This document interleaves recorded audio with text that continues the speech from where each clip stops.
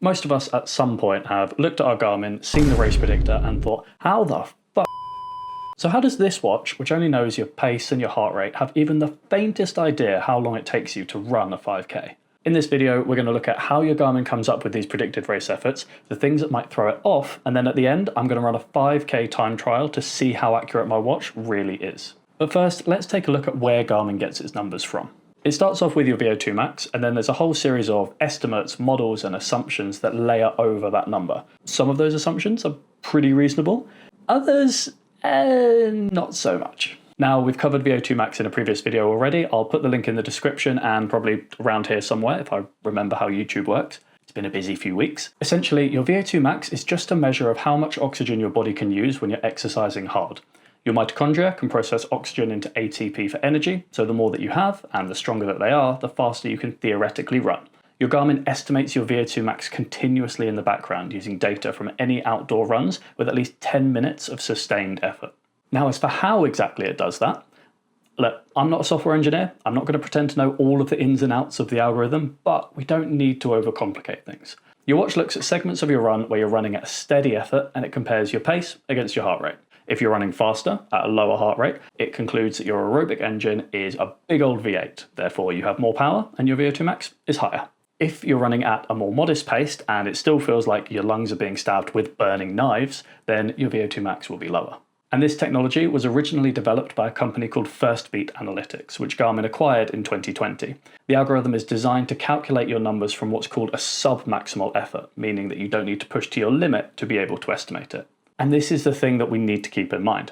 VO2 max is a measure of the oxygen you're processing, and obviously there's no way for your watch to physically measure that. So rather than take a measurement, it's calculating your performance ceiling based on how you perform well below it. Which is good because your numbers keep updating from your training runs without you needing to run time trials every few weeks, but also bad because calculations means more assumptions, which makes that number slightly less reliable, and we'll get into that a little bit more later in the video. So once the algorithm has your VO2 max estimate, it needs to turn that into a predicted time. Now to do this, it applies what's called a performance model, which is essentially a lookup table built on population data. And this model basically says, okay, a runner with this VO2 max of this age and this sex running a perfect race should finish a 5K in 25 minutes or 35 minutes. So it takes those numbers, it plugs in your VO2 max, your age and your sex, as well as your recent training history and your past race performances, and that's where your times come from. And they're always 100% accurate, that's it, end of the video, no more questions please. Oh, you're still here?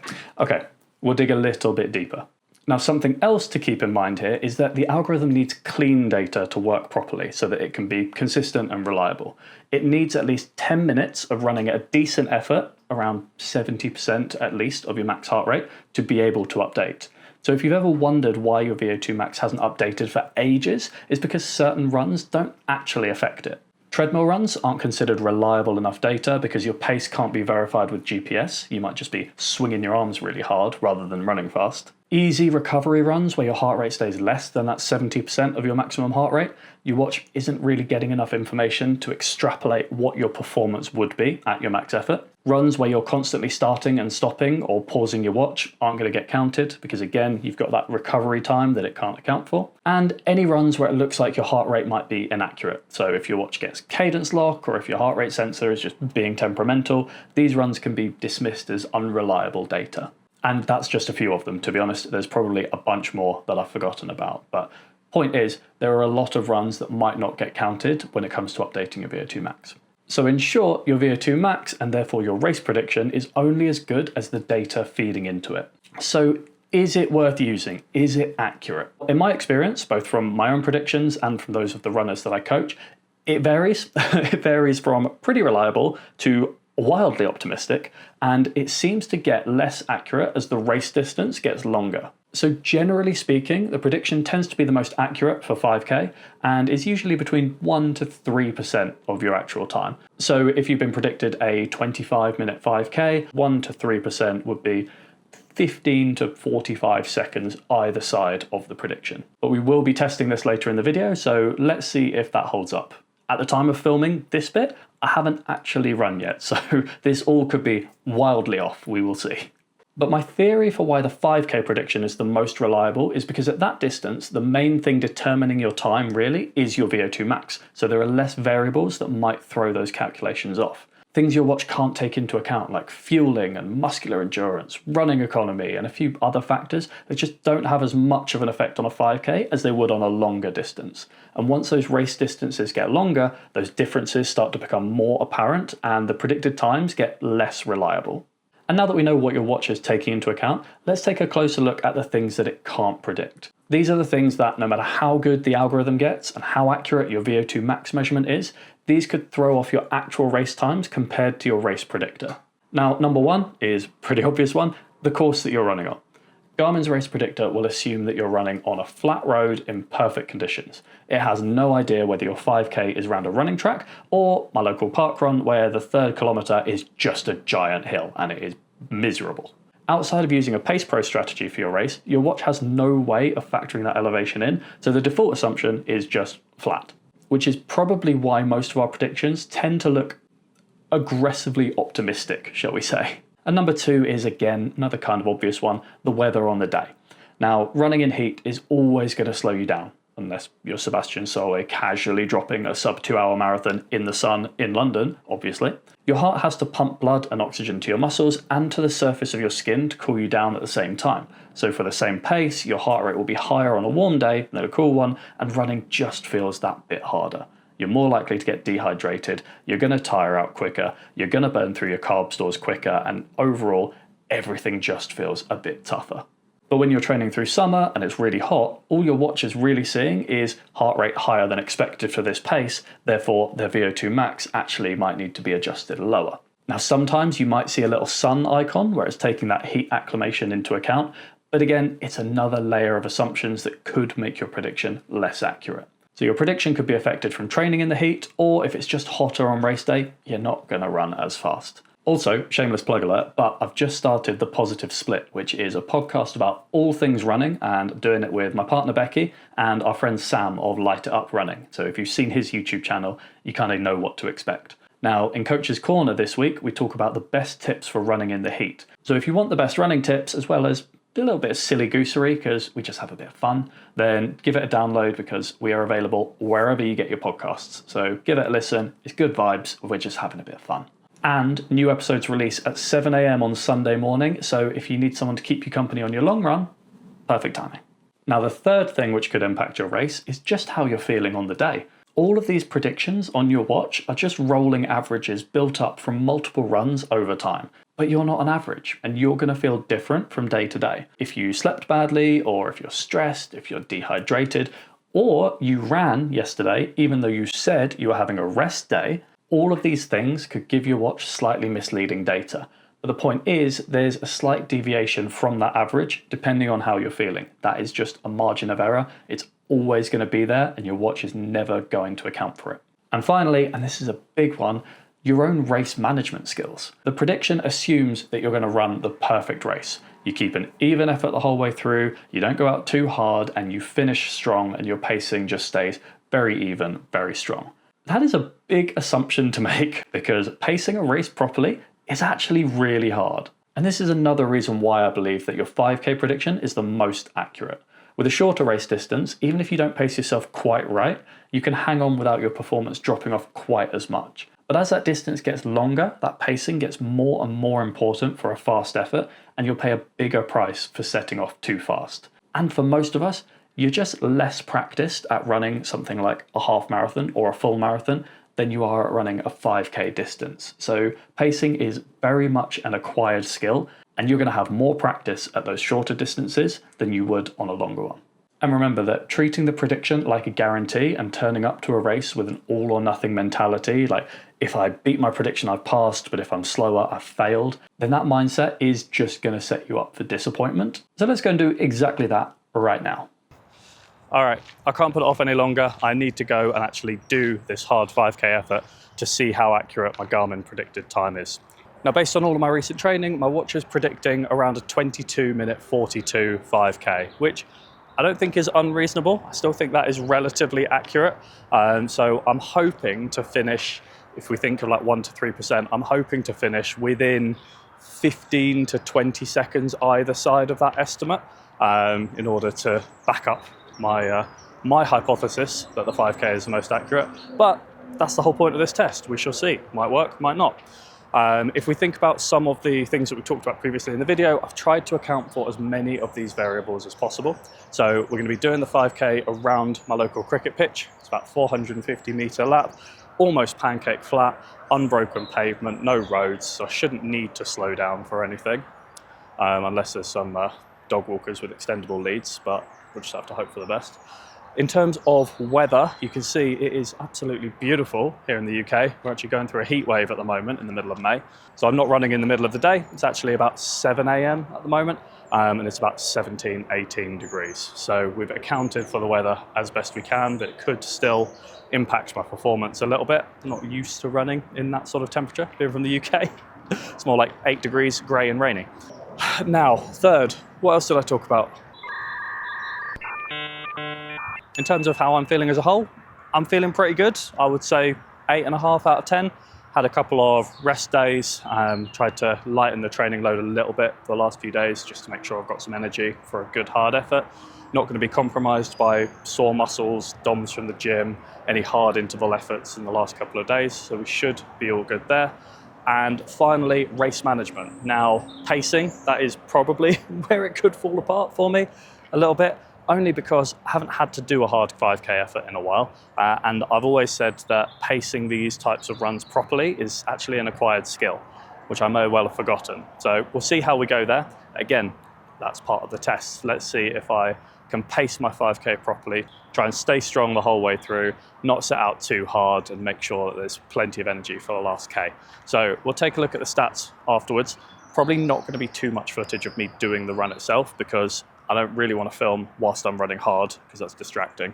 I don't have anyone following me with a camera, and I don't have a drone to follow me either. So you won't see too much of it, but I will check in with you after the race. 22:42, let's see how close we can get.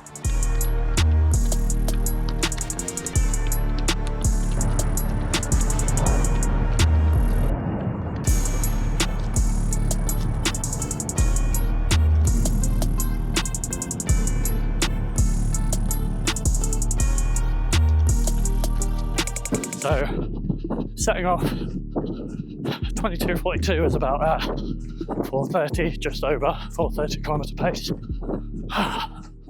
which I don't know if that's going to be doable in this heat. So, about 2/3 of the way through, just over the 3K mark, and we're pretty much bang on a 4:30 average pace. But what I'm realising is that I've done exactly what I said not to do earlier in the video. I'm treating that 22:40 target like a real target and applying the maths to it, and it just doesn't work that way. So for the rest of the run, I'm going to pace myself. I'm going to forget about that number and pace myself how I should be pacing a hard 5K. In that middle bit now, the dark middle part of the run, far enough away that it hurts, but not close enough that you can see the finish line yet. So, just gonna settle into a pace. I'm gonna stop looking at my watch, stop thinking about the numbers, and see what the pace shakes out at. Oh Jesus, it's a struggle.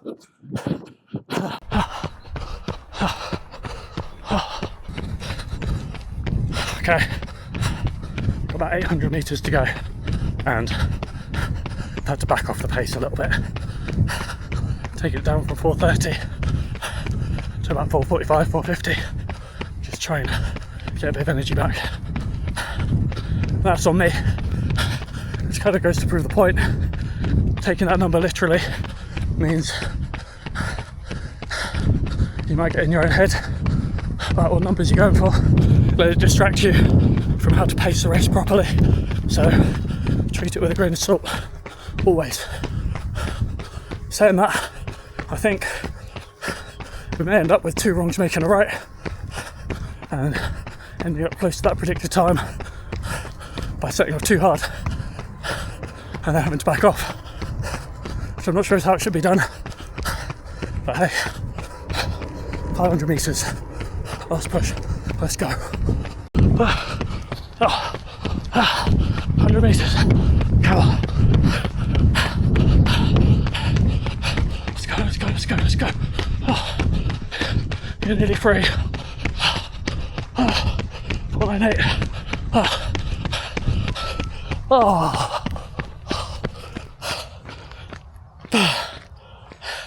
There's a shade. Let's grab my stuff.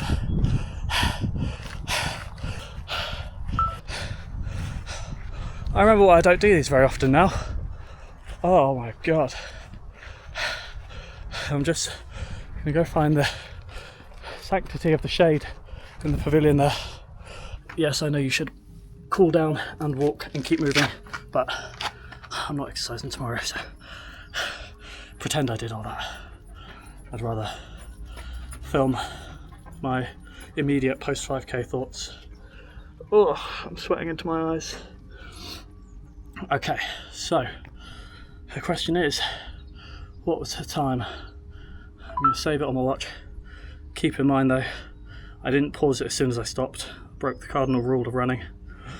I went and grabbed my stuff, which probably added a good 20 seconds, so I'll throw up the actual 5k split time on the screen here because the watch won't be fully accurate. Alright, so it looks like 5:04 in 22:59, which, if I looked at it right, meant that I hit 5k in 22:35, came in 7 seconds quicker than the predicted time, which is very, very close. It's probably about 0.5% in total.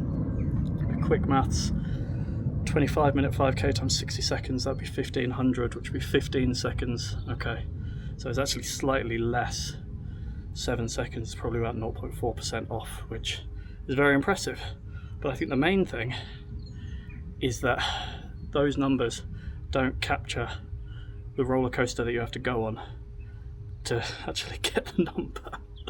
Because I set off, I guess in short, I looked at the time that Garmin set for me, despite telling you earlier in this video not to do it. I looked at the time, I worked out the pace that I need to hit, and I set off slightly faster than that pace to give myself a buffer. And the mistake I'm making there is treating that number literally and disregarding my own ability and what I could push myself to. Because it could work both ways. If the number is too aggressive, you burn out too quickly and you have to back off and you might risk not finishing your race. But then conversely, if that prediction is too slow, it becomes a limiting factor in your head that if you feel yourself running faster, in your mind, your brain's basically going like, you shouldn't be running this fast, you're working too hard, and it's going to send the signal to tell you to slow down, and you might feel pain that you wouldn't have felt if you were just going out and just doing a hard 5k effort. The best thing you can do is incorporating hard efforts regularly into your training. Not always 5k time trials, but intervals and other types of workouts, fartlek runs, tempo runs, where you're running faster than is comfortable, so that you can learn how your body reacts, how you feel, how hard you're working, and you can manage yourself and your performance accordingly. And when you see these professional runners, they make it look so easy, and that's because they go in with such a regimented plan, but they also are so in tune with how their bodies work. And the more we rely on the numbers of our watches or any of these data trackers, activity trackers, the more that you just go by those numbers, you sort of, the muscle memory that you use to learn your own performance starts to atrophy. And it's important to just run on feel and learn how you feel, how you react. I've been rambling for a while now. I think it's all the endorphins catching up, but we'll take it back to the studio quickly. But all in all, Garmin Race Predictor, pretty accurate, but put how you feel and your body first. Don't treat it like the be all end all. Anyway, let's go. Oh, right, it's a couple of days later. We're back in the studio. Thank you very much, Sweaty Dan, for the summary, even if you did ramble on a little bit. Just wanted to add one last thing to this video just to close things out and also hammer home exactly why we shouldn't be following the exact number that our watch is giving us. Is, if you remember back a few minutes ago, my watch predicted 22:42. Then I ran 22:35, 7 seconds faster. Now, the next day, my prediction changed and it actually got slower. So it got 20 seconds or so slower, down to, I think, 23:02. I'll throw it on screen here. How has that happened exactly? If I've actually gone out and run the 5K quicker, my predicted time has somehow got slower. Now, what I think has happened is because I've run at more of a maximal effort, what happened after my run is my watch dropped my VO2 max estimate. I think it dropped from 53 all the way down to 51. So now it's taking a lower VO2 max and it thinks I've got slower. But that flies against the fact that I've literally just run 5K quicker.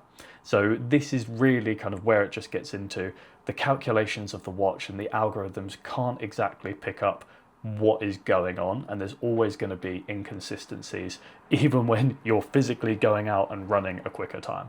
Any of the Garmin numbers, just take them with a pinch of salt. Don't use the specific number to aim for, just use it as a trend to see if your fitness is increasing or decreasing, but try not to stress too much about the exact numbers. And that is it for this video. If you enjoyed this, then YouTube thinks that you'll probably like this one as well, or this one, wherever it's put it. So give that a watch and make sure you're following for more running tips. I will see you in the next one.